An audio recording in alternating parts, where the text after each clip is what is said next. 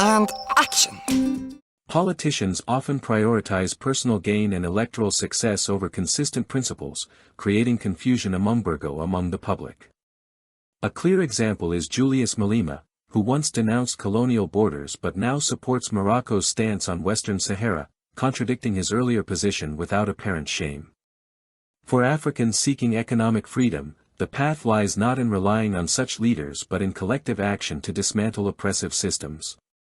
The residents of Tembisa exemplify this approach, having organized effectively to reverse an electricity rate hike, demonstrating the power of unified resistance.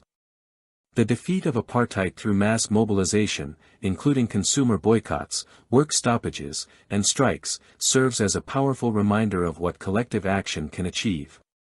However, many of today's politicians, living in luxury, oppose such methods as they disrupt their comfort and privilege. They often forget that the masses continue to face hardship and lack the same comforts, underscoring the need for grassroots movements to drive meaningful change. Let the borders be open.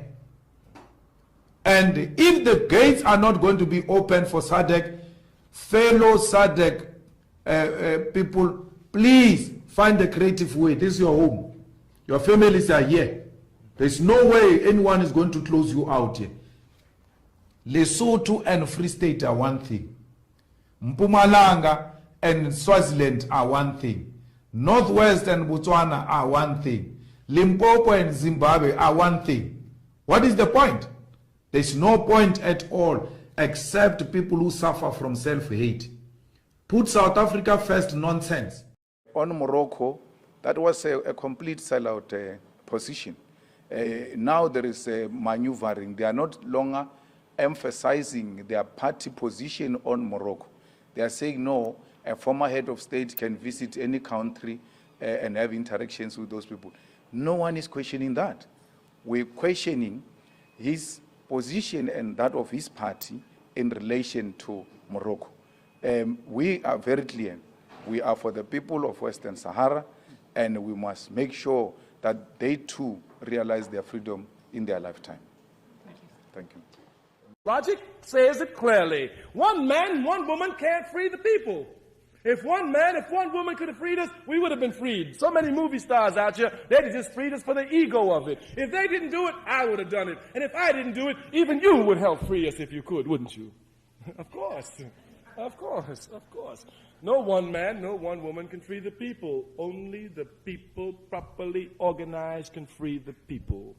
Only the people properly organized can free the people. Look at our state of affairs. In South Africa, we're totally disorganized. In Zimbabwe, disorganization. In Egypt, disorganization. In Algeria, disorganization. In Senegal, disorganization. In Nigeria, disorganization. In Ghana, disorganization. In Gambia, disorganization. In Trinidad, disorganization. In Jamaica, disorganization. In Brazil, disorganization. In Suriname, disorganization. In Guyana, disorganization. In Mississippi, disorganization. In California, disorganization. In New York, disorganization.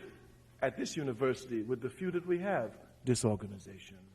The mayor has just addressed the furious community members of Tembisa, and he is saying, Uveka, that they are going to suspend this particular tariff while they are in engagement with NERSA and ESCOM. But the community here is not happy at all at this point in time, Uveka, and say that they are not going to allow that. And they are not missing their words to say that they have no other alternative but to continue with the protest until their issues are being addressed. So they are very furious and saying that they are not going to listen to the mayor's words, and they are going to continue with the protest. But however, the mayor is saying that there is nothing that he can do, as we know that the electricity on its own, it's expensive, not only for the residents of Tembisa, but for the entire country at this point in time, Uveka. But the residents here are not happy at all and say that they definitely going going to continue with the protest. And now we've had one of the community leaders saying that they just want the time frames from the authorities to tell them as to for how long are they going to suspend this particular charge, and when are they going to come back to them to give them a proper response in terms of the scrapping of this particular hike. So the authorities are still also again following these engagements with the community, in talks with the community leaders who are also in support of the residents to say that they want time frames and they're not backing down. We've had one community leader who has just addressed the residents after the mayor saying that they're not really happy at all. I just want to get one of the residents here, Yuveka, and hear his side as to what does he want? Baba Unjani? Ngiyaphila Baba. What are you saying after the mayor saying that he's going to suspend this particular hike? Mina ngifuna ukwazi mangathi wayasuspenda till when? Ngoba lento sifuna manje and bangasidecide nathi sinama question for bona khona manje bayahamba sifanele sibabuza ngibona basitshela thina sababuza. That's one, a community member, they're saying that, in essence, they were not given an opportunity to engage with the mayor, and they're saying that they want the time frames. He's emphasizing to say that up until when, really, this municipality is going to suspend. That's a wrap, folks. But before you go, keep this in mind. Their smoke and mirrors are just theatrics, pulling your focus from what truly matters. The real fight? It's always been about the land and the economy. Stay sharp, stay woke, and we'll catch you next time. The most important person in the world is the storyteller. The storyteller sets the vision, values, and agenda of an entire generation to come. Steve Jobs.